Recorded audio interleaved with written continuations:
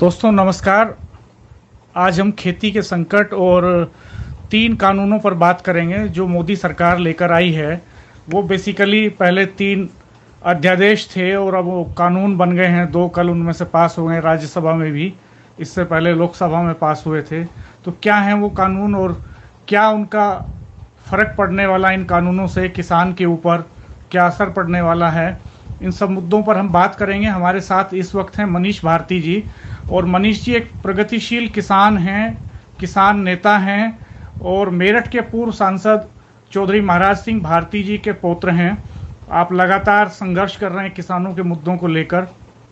तो हम बात करेंगे इन तीनों कानूनों के बारे में, वो क्या हैं और क्यों सरकार लेकर आई है। सरकार लगातार ये कह रही है कि ये कानून जो है किसानों की ज़िंदगी बदल देंगे। तो मनीष जी का नज़रिया क्या है, बात करते हैं मनीष जी से। मनीष जी नमस्कार, आपका हार्दिक स्वागत है।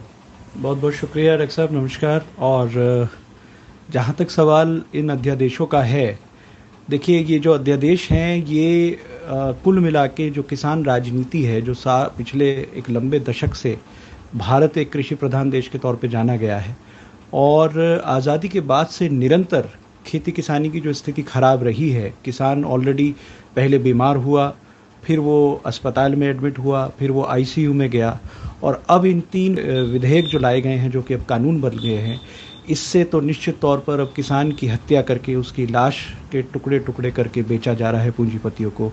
किडनी किसी और को बेची जा रही है, आंखें किसी और को बेची जा रही है। मनीष जी हम आपसे जानना चाहेंगे कि ये जो 3 जो कानून हैं वो क्या हैं। मतलब पहले आप हमें थोड़ा ये समझाइए कि वो कानून बेसिकली है क्या, क्योंकि लगातार ये बात हो रही है कि इन कानूनों से किसान लगातार आंदोलन कर रहे हैं। पंजाब में, हरियाणा में, वेस्टर्न यूपी के किसानों ने भी डेमोन्स्ट्रेशन किया। तो हमें थोड़ा समझाइए कि वो 3 कानून हैं क्या जिनका विरोध हो रहा है।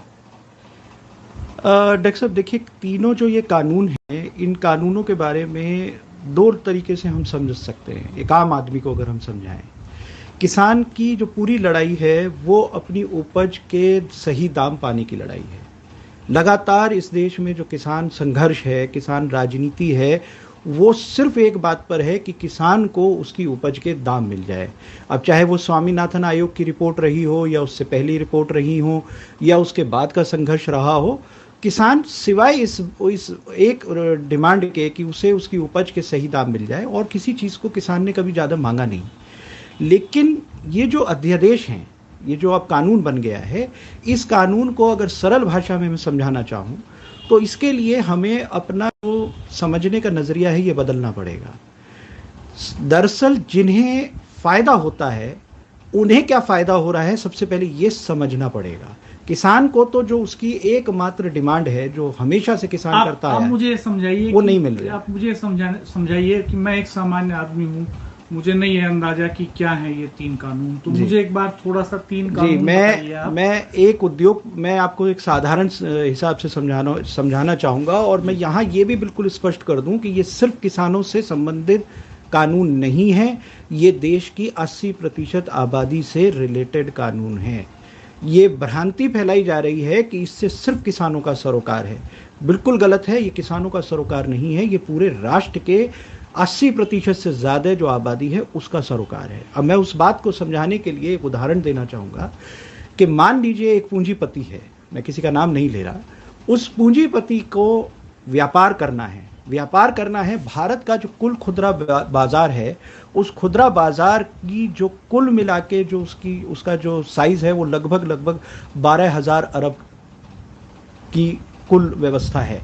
अब इस व्यवस्था के ऊपर अगर किसी की आंख गड़ गई है, किसी पूंजीपति की, तो वो उसको लेना चाहता है और ये इतना बड़ा बाजार है जो कि दुनिया का सबसे बड़ा बाजार है। लिहाजा जो दुनिया की और बड़ी कंपनीज हैं उनकी भी नज़र इसके ऊपर है। तो अभी हमने देखा किस तरीके से एक कंपनी के साथ एक तरफ मार्क जुकरबर्ग जो कि व्हाट्सएप के मालिक हैं, उनका एक एग्रीमेंट होता है, 55,000 करोड़ के आसपास का निवेश होता है। दूसरी कंपनी है गूगल जो कि रिलायंस जियो के साथ कॉन्ट्रैक्ट में आती है, क्योंकि जो कि रिटेल बिजनेस के अंदर आ रही है। अब रिटेल बिजनेस का जो 12,000 अरब का जो व्यापार है, इसमें जब उनको आना है तो कुछ मुश्किलें उनके सामने हैं, प्रैक्टिकल मुश्किलें सामने। सबसे पहली बात यह है कि इस देश के जो मौजूदा कानून था, उस कानून में जो कृषि उत्पाद थे वो राज्यों के सरोकार थे, इसलिए अलग अलग प्रदेश में अलग अलग कानून के हिसाब से मंडियां समितियां चलती थी। मंडी में ही खेती किसानी के उत्पाद कोई दूसरा आदमी खरीद सकता था। यहां मैं स्पष्ट कर दूं कि किसानों को अपनी उपज बेचने से कहीं कोई रोक टोक नहीं थी। पहले से ही किसान आज़ाद था, वो अपने उत्पाद कहीं भी बेच सकता था राज्य के सीमाओं के अंदर। लेकिन इसमें भी एक बहुत बड़ी भ्रांति लगातार फैलाई जा रही है। तो एक उद्योगपति को अगर इस व्यापार में आना था तो उसके सामने एक सबसे बड़ी दिक्कत ये थी कि उसे देश के सभी राज्यों में अपनी आड़त खोलनी पड़ती, सभी राज्यों के अलग अलग टैक्सेशन को मेंटेन करना पड़ता। कहीं पे 2% टैक्स है, कहीं पे 4% टैक्स है, 2 से 6% के आसपास का टैक्स वेरिएशन है पूरे देश के अंदर।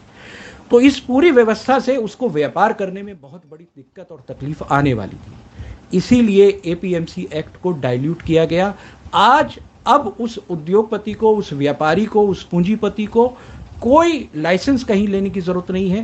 पूरे देश भर में से कहीं भी अपने एजेंटों को भेज के वो माल खरीद सकता है।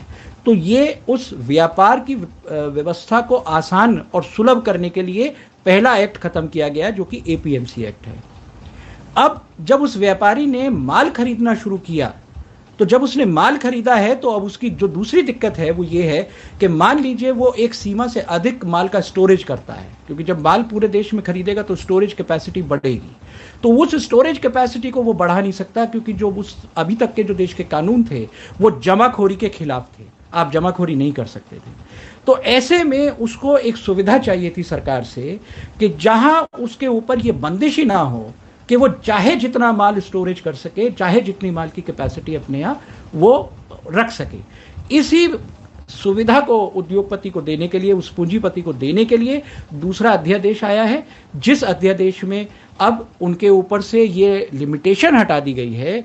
ये जो एक उनके ऊपर जो एक सीमा लगा दी गई थी कि इस सीमा से अधिक आप माल स्टोर नहीं कर सकते, उस माल के स्टोरेज को खत्म कर दिया गया है, जो हम देखते हैं कि एसेंशियल कमोडिटी एक्ट को जो इस तरीके से खत्म किया है, जो कि दूसरा अध्यादेश है। अब जो उद्योगपति है, जो पूंजीपति है, वो चाहे 1 है या 50 है, हमें इससे सरोकार नहीं है, लेकिन उन पूंजीपतियों ने सबसे पहले उनको ये सुविधा दी गई कि पूरे देश में कहीं से माल खरीद सके। दूसरी सुविधा उन्हें दी गई कि जब वो माल खरीद रहे हैं तो उसको स्टोरेज कर सकें। इन दोनों के लिए 2 नए कानून हो गए।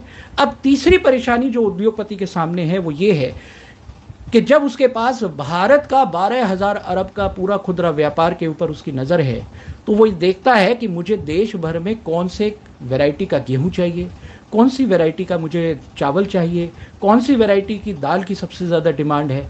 आज की स्थिति में जो भारत का आम किसान है वो अपनी मर्जी के मुताबिक अपने यहाँ अपनी क्षेत्रीय आधार पर अपनी फसलों को उगाता है।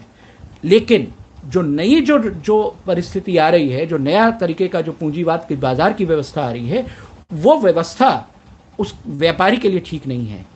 तो किसान अपने खेत में क्या बोएगा, इस बात को लागू करने के लिए अब तीसरा अध्यादेश आया है, जो कि कॉन्ट्रैक्ट फार्मिंग के शेप में हमारे सामने है, जहां किसान को एक तरीके से ये बाध्य किया जाएगा कि वो कौन सी फसल बोए, किस तरीके का उत्पाद पैदा करे, कितनी फसल को पैदा करे। तो ये तीनों के तीनों अध्यादेश, इनका किसान से कोई लेना देना नहीं है, ये किसान को बर्बाद करेंगे। और ये उद्योगपतियों के लिए, पूंजीपतियों के लिए एक नई बाजार की जो व्यवस्था है, जो नया वर्ल्ड ऑर्डर आ रहा है पोस्ट कोरोना, इसमें वो कैसे इस बड़े व्यापार को, दुनिया के सबसे बड़े व्यापार में उनकी हिस्सेदारी बड़ी कैसे हो, ये इसलिए ये सारे के सारे अध्यादेश आए हैं। सरकार तो कहती है कि इससे किसानों की ज़िंदगी बदलने जा रही है, क्योंकि उनका कहना है कि अब किसान पूरे देश में कहीं भी अपना उत्पाद ले जाकर बेच सकता है। ओपन मार्केट में होगा वो, उसको जहां लगे कि यहाँ महंगा बिक रहा है तो वहां जाकर के बेच सकता है वो। आप इससे सहमत नहीं हैं? नहीं, देखिए, ये पूरा कोरा झूठ है, ये 100% झूठ है। क्योंकि अभी भी आप समझ लीजिए, मैं 2 उदाहरण से ये बात समझाना चाहूँगा। पहली बात ये कि ये गलत बात है कि किसान अपना उत्पादन पहले कहीं नहीं बेच सकता।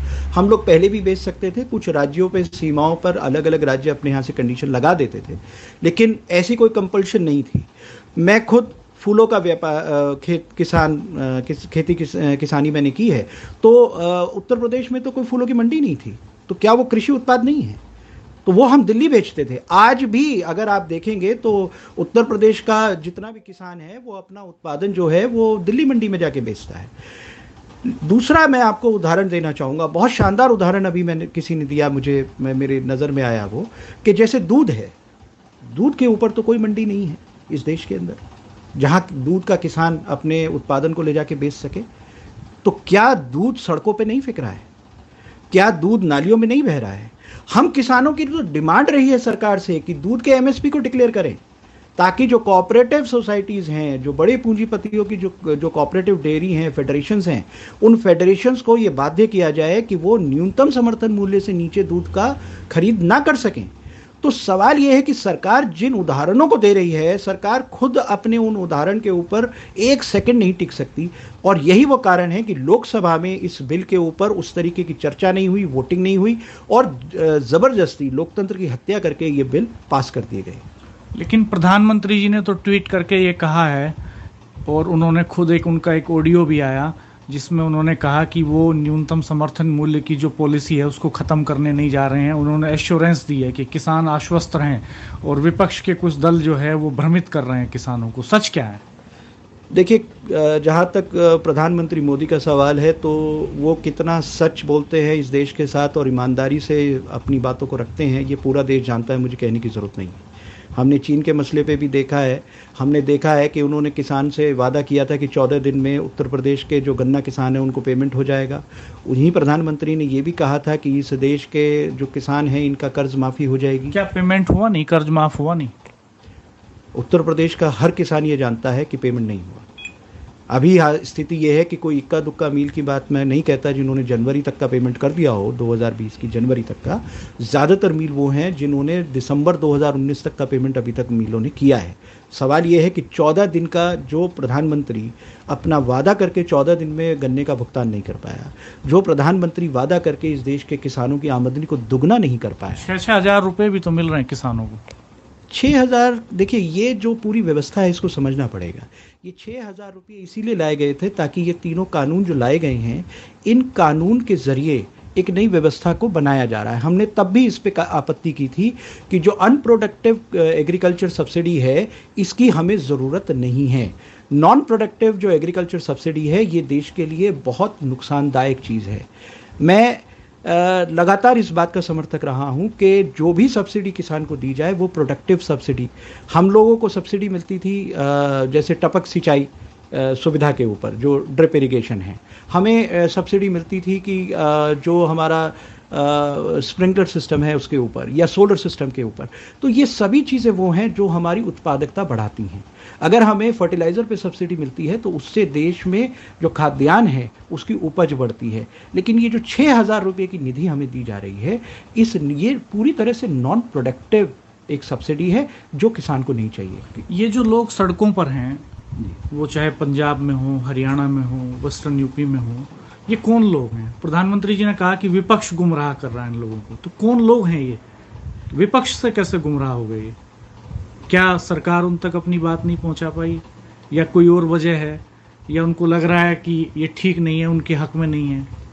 देखिए, सरकार खेती किसानी को कितना सीरियसली लेती है इसका एक ज्वलंत उदाहरण अभी हाल फिलहाल में हम लोगों ने टीवी पे एक नेशनल टेलीविज़न की डिबेट में देखा, जहां भारतीय जनता पार्टी के राष्ट्रीय प्रवक्ता को ये नहीं पता था कि मौजूदा स्थिति जहां जहां इन बिलों पे इतनी चर्चा हो रही थी, खेती किसानी के ऊपर बात हो रही थी, पहले उन्हें टॉपिक दे दिया गया था कि आप खेती किसानी के ऊपर बात करने वाले हैं, अध्यादेशों पर बात करने वाले हैं, और बीजेपी के राष्ट्रीय प्रवक्ता को ये नहीं पता कि भारत का कृषि मंत्री कौन है।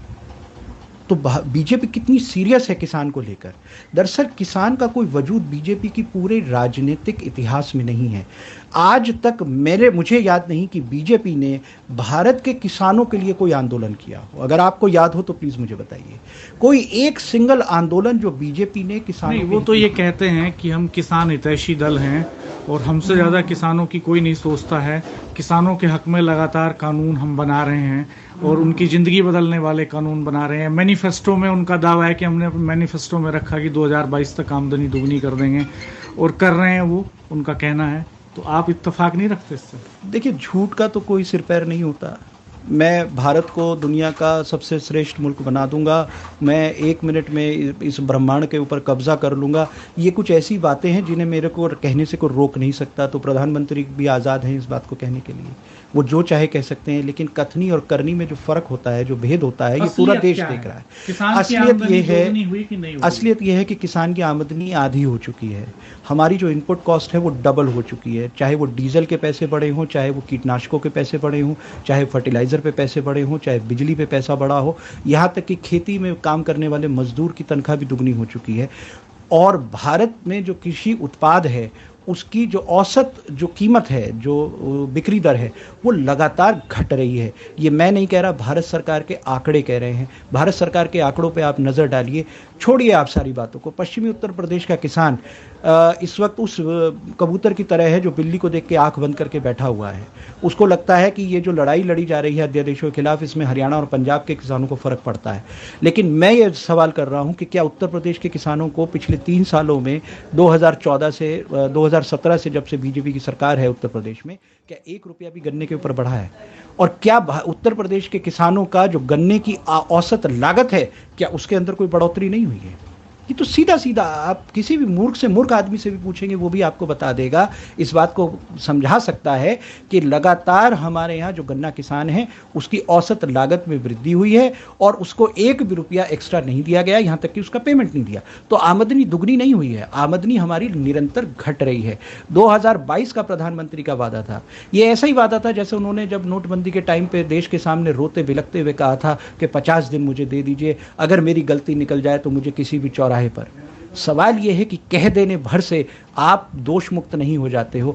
आप कुछ भी अच्छा कह सकते हो, अच्छा कहने से तो आपको कोई रोक ही नहीं सकता, लेकिन धरातल की स्थिति यह है कि इस देश के किसान को जब से ये मौजूदा सरकार आई है, निरंतर उसकी आमदनी घट रही है, निरंतर उसका शोषण बढ़ रहा है, उसकी औसत लागत बढ़ रही है, उसको जो आत्महत्याओं की फिगर है वो निरंतर बढ़ रही है, और अब तो बिल्कुल उसको एक तरीके से उसका कत्ल करके उसकी लाश के टुकड़ों को बेच दिया गया है उद्योगपतियों को, पूंजीपतियों के हाथ में। और रविंद्र जी, मैं यहाँ एक चीज़ और स्पष्ट कर दूं कि जो लोग ये समझ रहे हैं कि ये किसानों का मसला है, वो बहुत बड़ी गलतफहमी में है, बहुत बड़ी उन्हें खुशफहमी हो गई है। किसका है ये मामला फिर, किसानों का नहीं है? तो मैंने शुरू में ही कहा कि 80% देश के आम आदमी का मसला है। कैसे है वो? ऐसे है कि जब आप समझ लीजिए कि जब उद्योगपति के हाथ में इस देश का खाद्यान्न की पूरी व्यवस्था चली जाएगी, तो उद्योगपति अपनी टर्म्स एंड कंडीशन पे अपने माल को बेचेगा। एक छोटा सा मैं उदाहरण देता हूँ। इस देश में मोदी जी की सरकार से पहले जो टेलीकॉम व्यवस्था थी वो एक क्रांति के तौर पर हमारे देश में आई। लगभग 12 से 14 ऑपरेटर अलग अलग सर्कल्स में ऑपरेट कर रहे थे। हर आदमी के पास 5-5, 6-6 ऑपरेटर्स की चॉइस होती थी। उन ऑपरेटर्स के अंदर एक गला काट कॉम्पिटिशन हुआ करता था। लेकिन जब एक पर्टिकुलर पूंजीपति का हाथ पकड़ के सरकार ने उन नियम कायदों को अनदेखा किया और एक असामान्य परिस्थिति पैदा करके एक पर्टिकुलर कंपनी का फ़ायदा जब सरकार ने तय करा कि हमें देना है, तो आज की स्थिति ये है कि उस कंपनी ने जहां पहले फ्री में डेटा बांटा, फ्री में सिम कार्ड बांटे, आपको 1 साल तक फ्री में सब कुछ दिया, फिर उसने 100 रुपये महीना आपसे चार्ज करना शुरू किया। आज लगभग एवरेज 200 से 250 रुपये महीना वो चार्ज कर रहा है, और बहुत जल्दी वो समय आएगा कि आप 600-700 रुपये महीना उस कंपनी को पे करेंगे और आपके पास चॉइस नहीं होगी, क्योंकि आप कोई और ऑपरेटर बचा ही नहीं है। आप मोनोपोली और ड्यूपोली का जो एक पूंजीवाद का जो सबसे खतरनाक जो चेहरा होता है, आज भारत उसकी गिरफ्त में है। और जो ये खुदरा व्यापार है, जो हमारा आम आदमी की जो खाने, जो उसके जो रोज़मर्रा की ज़िंदगी में जो भोजन की जो एक व्यवस्था उसके ज़िंदगी में है, ये उसकी अप्रोच से बहुत दूर होने वाली है। एक चीज़ और मैं आपको बता दूं कि 80 करोड़ लगभग लोग हैं जिन्हें हम राशन कार्ड के ज़रिए खाद्य सुरक्षा हम प्रोवाइड कर रहे हैं।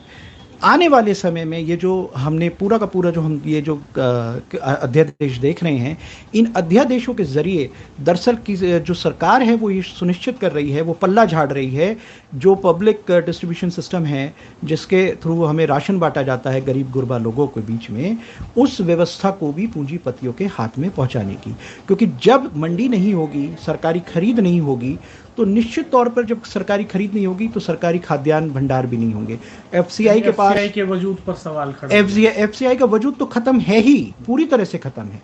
और जब डिस्ट्रीब्यूशन सिस्टम, राशन की दुकानें, एग्जैक्टली वो सारी चीजें खत्म करके लोगों को धकेल दिया जाएगा कि आप इस पर्टिकुलर कंपनी पे जाइए, राशन कार्ड से उन्हें सब्सिडाइज ही मिलेगा, लेकिन वो जो सब्सिडी है, जैसे देखिए आप उस घालमेल को समझिए, जब सरकार और पूंजीपति एक दूसरे से मिलते हैं तो किसान के नाम पे मिलने वाली जो खाद की सब्सिडी है वो उद्योगपति को मिलती है, किसान को नहीं मिलती है।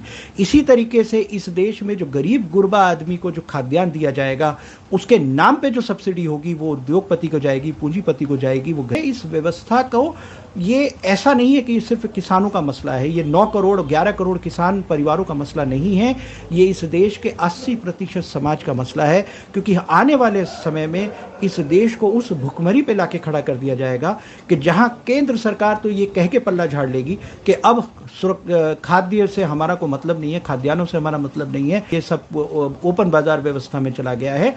और ओपन बाजार व्यवस्था किसानों के हित में नहीं है, ये हम सब लोग जानते हैं। आप देखिए, ये अंग्रेजों के उस काले कानून जैसा है।